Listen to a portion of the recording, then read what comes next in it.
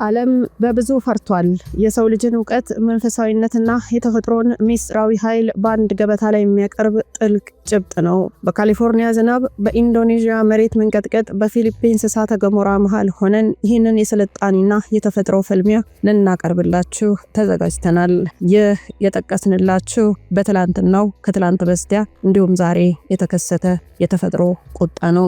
የሰው ልጅ ዛሬ የደረሰበት የአእምሮ ምጥቀት አስደናቂ ነው። አርቲፊሻል ኢንተለጀንስን ፈጥረናል። ጨረቃ ላይ ድንኳን ጥለናል። የሰው ልጅን የዘረመል ኮድ ዲኤንኤ ፈትነናል። ነገር ግን ይህ ሁሉ አምላክነት የሚሰማን ዕውቀት አንዲት የምድር ንዝረት ወይም የደመና መከማቸት ፊት ሲቆም እንደ ሸክላ ድስት ይሰባብራል።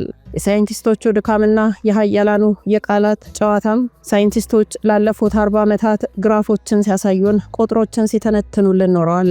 ነገር ግን እንደጠቀስነው ጠብ ያለ ነገር የለም። ኃያላን ሀገራት በየዓመቱ በቅንጡ አዳራሾች ይሰበሰባሉ፣ ካርበንን እንቀንሳለን ይላሉ። ሆኖም የኢኮኖሚ ግብግብና የስልጣን ጥማት የተፈጥሮን ጩኸት እንዲረሱ አድርጓቸዋል። ሳይንስ መረጃ ይሰጣል እንጂ ግብረ ገብነት ሞራሊቲ አይሰጥም። ችግሩ ያለው መረጃው ላይ ሳይሆን በሰው ልጅ ልብ ውስጥ ያለው ያልጠገብኩ ባይነት ላይ ነው። ተፈጥሮ አምጾ ነው ወይስ አምላክን መተዋችን? መንፈሳዊና ኮንስፓይሪ ሲሆንም እናያለን። እዚህ ጋር ነው ትልቁ ጥያቄ የሚነሳው።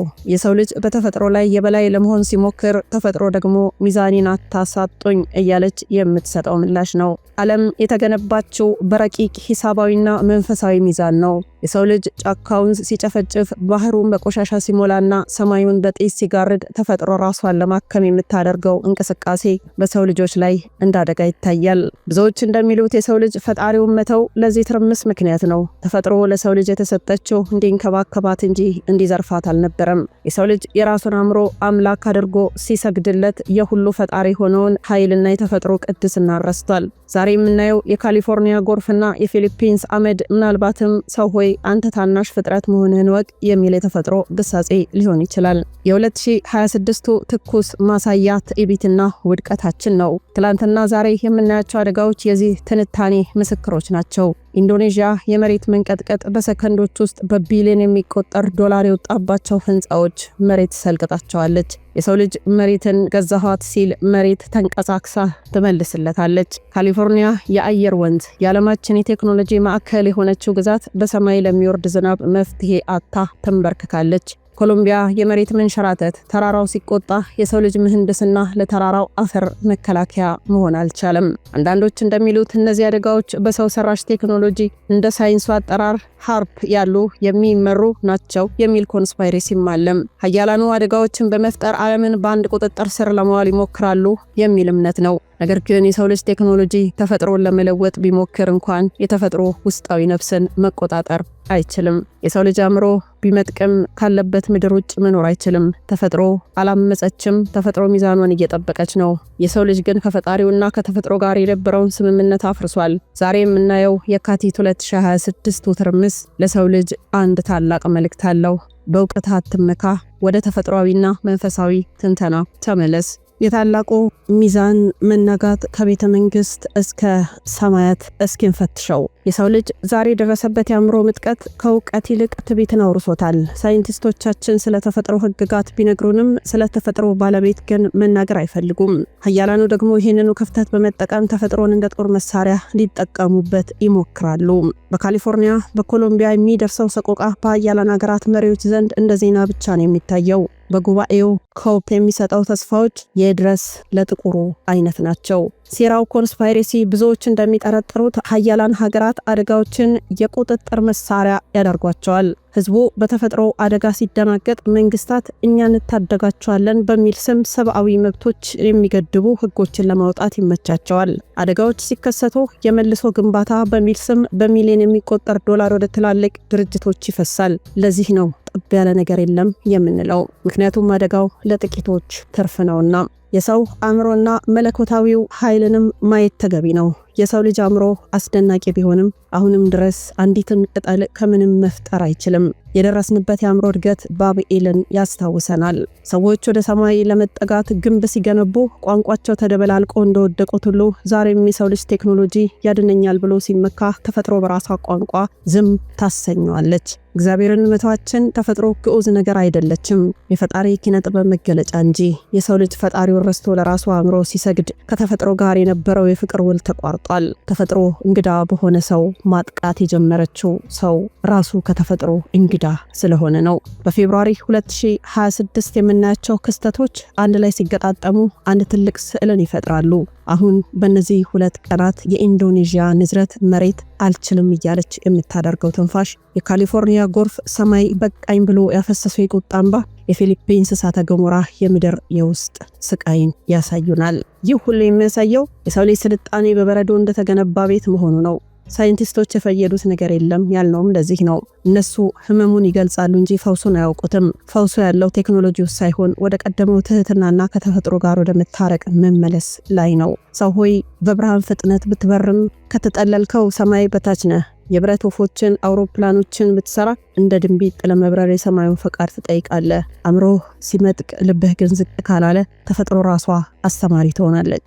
ዛሬ የምናየው የካቲት 2026 ትርምስም የዓለም መጨረሻ ሳይሆን የሰው ልጅ ትዕቢት ማብቂያ ደወል ነው። የሰው ልጅ በታሪኩ አይቶት የማያውቀው የዲጂታልና የቴክኖሎጂ አውታር ውስጥ ቢገኝም ዛሬ የ2026 የምናየው እውነታ ግን ስልጣኔያችን ምን ያህል ደካማ መሆኑን ነው። ሳይንቲስቶች የአየር ንብረት ለውጥ በሚል ስም የሚነግሩን ታሪክ በስተጀርባው የሀያላን ሀገራት የፖለቲካ ፍላጎት ያዘለ ሊሆን እንደሚችልም ብዙዎች ይሞግታሉ። የአየር ሁኔታን እንደ ጦር መሳሪያ እንደ ሃርፕ ያሉ ቴክኖሎጂዎች የከባቢ አየርን ንብርብር በማናወጥ ጎርፍን ወይም ድርቅን ለፖለቲካ ዓላማ ሲጠቀሙበት ኖረዋል። ይህን ጥርጣሬ አሁን ድረስ በብዙዎች ዘንድ አለ። ዛሬ በኮሎምቢያ፣ በካሊፎርኒያ፣ በመላው አውሮፓና አሜሪካ የምናየው ድንገተኛ የውሃ ማዕት ተፈጥሯዊ ሳይሆን የላብራቶሪ ውጤት ነው የሚሉ ድምጾችም እየበረከቱ ነው። ዓለም አቀፍ ቁጥጥርም አደጋዎች በተከሰቱ ቁጥር ህዝቡ መንግስት ወይ ድረስልን ይላል። የደግሞ ግለሰቦች ለነጻነታቸው ከመጨነቅ ይልቅ ለደህንነታቸው ሲሉ ቁጥጥርን እንዲቀበሉ እያደርጋቸዋል። የሰው ልጅ አእምሮ አስደናቂ ቢሆንም አሁን ድረስ የፈጣሪን ያህል አርቆ ሐሳቢ አይደለም። እግዚአብሔርን መተዋችን ለተፈጥሮ አመጽ ምክንያት ነው የምንለው በምክንያት ነው።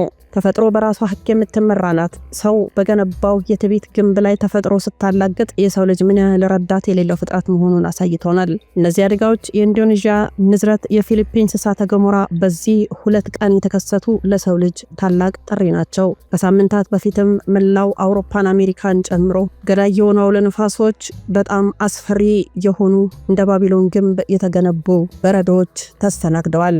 አንተ የመሬት ባለቤት አይደለህም፣ አንተ በመሬት ላይ የተፈቀደልህ እንግዳ ነህ የሚል ጥሪ ይመስላል። ሀያላኑ ቢዶልቱ፣ ሳይንቲስቶች ቢተነትኑ፣ ተፈጥሮ ደግሞ ብታምጽ መፍትሄ ያለው ወደ ቀደሙ ማንነታችንና ክብራችን መመለስ ላይ ነው። እግዚአብሔር ወደ ሰጠን ክብር የአእምሮ እድገት ለፍቅራችን፣ እውቀታችን ተፈጥሮን ለመርገጥ ሳይሆን ለማቀፍ ሊውል ይገባል። አደጋው የጥፋት ምልክት ብቻ ሳይሆን አዲስ አስተሳሰብ የምንጀምርበት የታሪክ መጋጠሚያም ሊሆን ይችላል። የበረዶ አምባገነንነት ከዋሽንግተን እስከ ፓሪስ የተዘረጋ ነበረ። የሰው ልጅ ኃይለኛ የጦር መሳሪያ፣ የኢኮኖሚ በላይነት ቢኖረውም ከጥር 2026 ዋዜማ ጀምሮ ያየነው ሰማዩ በከፈተው የበረዶ ጦርነት ፊት ሙሉ በሙሉ የሰው ልጅ መንበርከኩን ነው። የአሜሪካው ቦምብ ሳይክሎን በርካታ ነገሮችን አሳይቶናል። ከጥር አጋማሽ ጀምሮ የእኛን ልጆች ጨምሮ በአሜሪካ ምስራቃዊ የባህር ጠረፍ የተከሰተው ገዳይ አውሎ ንፋስ ሲያስጨንቃቸው አይተናል። ይህ የማይረሳ ታሪክ ነው። የበረዶ መጠንም በኒውዮርክና በቦስተን መንገዶች እስከ 1.5 ሜትር በሚደርስ በረዶ ተሸፍነው ነበረም። የማተተኛዋ ከተማ ኒውዮርክ ሳይቀር ለቀናት ዝምታ ሰፍኖባት የኤሌክትሪክ መስመሮች በመበጠሳቸው በሚሊዮኖች የሚቆጠሩ አሜሪካውያን በጨለማና በብርድ ውስጥ ተከርክመው ሰንብተዋል። የቅዝቃዜው መጠን ከኔጌቲቭ 40 ዲግሪ ሴልሺየስ በታች በመውረዱ በመንገድ ላይ የቀሩና በቤታቸው ሙቀት ያጡ በመቶዎች የሚቆጠሩ ዜጎች ለህልፈት ተዳርገዋል። የአውሮፓም የበረዶ ናዳ ሳይረሳም አውሮፓ ከዚህ መዓት አላመለጠችም። ከአፕልስ ተራሮች እስከ ስካንዲኔቪያ ድረስ ያለው ቀጠና በበረዶ ናዳ ተመቷል። ጀርመን፣ የተዘጉ ሀገራት፣ ፈረንሳይ፣ ብሪታንያ በበረዶ አውሎ ነፋስ ምክንያት የባቡር የአየር በረራ አገልግሎት፣ ትምህርትና ስራ ለሳምንታት ለማቋረጥ ተገደዋል። የተፈጥሮ አመጹ ቀጥሏል። በተለይ በኦስትሪያ፣ በስዊዘርላንድ የሚገኙ መንደሮች በበረዶ ናዳ ምክንያት ካለም ተለይተው ቆይተዋል። የአጋጣሚ ታዲያ ለንስሐ የተሰጠን ይመስላል። የቴክኖሎጂ ውድቀት አሜሪካ የዓለማችን ዘመናዊ ሳተላይት መረጃ ቢኖራትም የበረዶ መዓትን ከመተንበይ ባለፈ ልታቆመው አልቻለችም። ይህ የሚያሳየው የሰው ልጅ ተፈጥሮን ተቆጣጠር ያለው የሚለው ንግግር ባዶ እርቃን መሆኑን ነው። በረዶ ሀብታም፣ ድሃ፣ ኃያል፣ ደካማ ሳይል ሁሉንም እኩል ቤቱን እንዲዘጋ አድርጎታል። ይሄ ነው እንግዲህ የእግዚአብሔር ቁጣ ልንለው የምንችለው። ምክንያቱም እግዚአብሔር ኃያል ነው፣ ሁሉንም በአንድ አይን ይመለከታል። የአያላኑ አገራት መሪዎች በቤተ መንግስቶቻቸው ውስጥ ሆነው ውጭ ያለውን በረዶ መጥረግ አለመቻላቸው የሰው ልጅ አቅም ቢስነት በግልጽ አሳይቷል። ይህ ነጭ ብርድ ልብስ ዓለምን ሲሸፍናት ምናልባትም ምድር ለሰው ልጅ ቆም ብለህ አስብ እያለችው ይሆን? የሰው ልጅ በፈጠረው ሙቀትና ጩኸት የታወከችው ምድር በበረዶ ዝምታ ራሷን እያመከነች እንደሆነ ብዙዎች ይናገራሉ። ከጥር ዋዜማ ጀምሮ የታየው የበረዶ ናዳ በየካቲት የቀጠለው የኮሎምቢያ ጎርፍ፣ ኢንዶኔዥያ መሬት መንቀጥቀጥ አንድ ትልቅ ሰንሰለት አላቸው። የሰው ልጅ ከፈጣሪው ከተፈጥሮ ሚዛን መውጣቱ ነው። ኃያሉ አሜሪካ በበረዶ ስትቀበር፣ ኮሎምቢያ በጭቃ ስትታጠብ፣ ፊሊፒንስ በአመድ ስትሸፈን ዓለም አንድ የጋራ ቋንቋ የተናገረች ነው። እሱም ትህትና ነው። ዓለም ወደ 2026 የገባችው በታላቅ ተስፋና በአስደናቂ የቴክኖሎጂ ምጥቀት ነበር። ነገር ግን ጥርና የካቲት 2026 ለሰው ልጅ ስልጣኔ ያልተጠበቀ የቅጣት ወራት ሆነዋል። ከዋሽንግተን በረዶ እስከ ኮሎምቢያ ጭቃ፣ ከኢንዶኔዥያ ንዝረት እስከ ፊሊፒንስ አመድ ተፈጥሮ በአንድነት ያመጸች ይመስላል። ዛሬ የምናየው ክስተት ተራ የአየር ንብረት ለውጥ ሳይሆን የሰው ልጅ እግዚአብሔርን ትቶ በራሱ አእምሮ ላይ ከተመካ በኋላ የገጠመው ታላቅ የህሊና ፍተሻ ነው። የካቲት 2026 ሲገባ መላው ሰሜናዊ ንፍቀ ክበብ በበረዶ ክፈፍ ታጥሮ ነበረ። አሜሪካ ያቺ ኃያሉ ሀገር በቦምብ ሳይክሎን አውሎ ነፋስ ፊት እንደ ወረቀት ተበታትናለች። በኒውዮርክና ዋሽንግተን ሰማይ ስር የሰው ልጅ ስልጣኔ በበረዶ ግግር ተቀብሯል። መብራት ጠፍቷል፣ ሙቀት ጠፍቷል። ኃያሉ አሜሪካ በገዛ ጓዳዋ ተቀጥቅጣ ሰንብታለች። አውሮፓ ከአልፕስ ተራሮች የወረደው የበረዶ ናዳ ታሪካዊ ከተሞችን ከዓለም ለይቷቸዋል። ሳይንቲስቶቹ በሳተላይት ቁጭ ብለው አደጋውን ቢመለከቱም አንዲትን የበረዶ ቅንጣት እንዳትወርድ ማድረግ አልቻሉም። ሳይንስ መረጃ ይሰጣል እንጂ ማዳን አይሆንለትም። ኃያላኑ የጦር መሳሪያ ቢቆልሉም ተፈጥሮ በነጭ ብርድ ልብስ አፍና ስታሸንፋቸው የታየው የትዕቢታቸው ማብቂያ መሆኑን ነው። በረዶ በሰሜን ሲያጠላላ፣ በደቡብ ደግሞ ምድር ሆዷን አሟት መጥፋት ጀምራለች። ኮሎምቢያ በሰሜናዊቷ ኮሎምቢያ የመሬት መንሸራተት ቤቶችን ብቻ ሳይሆን ተስፋዎችን ጠርጎ ወስዷል። በሺዎች የሚቆጠሩ ዜጎች በጭቃ ተውጠዋል። ካሊፎርኒያ በአትሞስፌሪክ ሪቨር ሳቢያ ሰማይ ተከፍቶ የጣለው ዝናብ የቴክኖሎጂ ማዕከል የሆነችውን ግዛት ወደ ታላቅ ኩሬነት ቀይሯታል። የሁሉ ሲሆን ኃያላኑ የት ነበሩ? ጥያቄ አለን። ዛሬም በቅንጦት አዳራሾች ውስጥ ስብሰባ ላይ ናቸው። ኮንስፓይሬሲው ታዲያ እዚህ ጋር ይጀምራል። አደጋው ሲባባስ ኃያላኑ ሰዎችን ለመቆጣጠር አዳዲስ ሕጎችን ያወጣሉ። ነገር ግን ከዚህ ሴራ በስተጀርባ ታላቅ እውነት አለ። እግዚአብሔርን መተዋችን። ሰው ራሱን አምላክ አደረገ። ተፈጥሮን እንደ ምርኮኛ፣ እንስሳትን እንደ ቁሳቁስ፣ ሰማይን ደግሞ እንደ ቆሻሻ መጣያያቸው። ተፈጥሮ ዛሬ የምታሳየው አመጽ አይደለም። ተፈጥሮ የፈጣሪን ትእዛዝ ተቀብላ ሚዛኔን መልሱልኝ እያለች የምታለቅሰው የህመም ለቅሶ ነው። ከዓመታት በፊት በ2009 ብላክ ሳተርዴይ ጥቁሩ ቅዳሜ ላይ አሌሻ ሎክስሊ የተዘገበችው ያ ሰቆቃ ዛሬም በአውስትራሊያ በዓለም ዙሪያ ሌላ መልክ እየተደገመ ነው። ጋዜጠኞች ይዘግባሉ፣ ህዝቡ ይደነግጣል፣ መሪዎች ይፎክራሉ። ነገር ግን ጠብ ያለ መፍትሄ የለም። 2026 ታላቅ ትርምስ አንድ መልእክት አለው። የሰው ልጅ አእምሮ አስደናቂ ቢሆንም ከተፈጥሮና ከፈጣሪው ጋር ካልታረቀ መጨረሻው ጥፋት ነው። አሜሪካ በበረዶ ስትሸፈን፣ ኮሎምቢያ በጭቃም ስትታጠብ፣ ኢንዶኔዥያ መሬት ተንቀጥቅጣ ስትንቃት አንድ እውነት ያስተጋባሉ። ሰው ሆይ ትህትናህን ተማር። ስልጣኔያችን የቆመው በብረትና በሲሚንቶ ላይ ሳይሆን በተፈጥሮ ፈቃድና በፈጣሪ ቸርነት ላይ መሆኑን የምንረዳው መቼ ነው? መጪው ትውልድ ስለ 2026 ሲያወራ የቴክኖሎጂው ዘመን ብሎ ይይዘው ይሆን ወይስ የሰው ልጅ ወደ ልቦናው የተመለሰበት ዓመት? ውድ ቤተሰቦቻችን እናንተ ስለዚህ ጉዳይ ምን ትላላችሁ? አብራችሁን ስለነበራችሁ እጅግ አድርገን እናመሰግናለን። በቀጣይ መረጃ እስከምንገናኝ ቸር ቆዩልን። ሰላም ለሀገራችን፣ ሰላም ለምድራችን።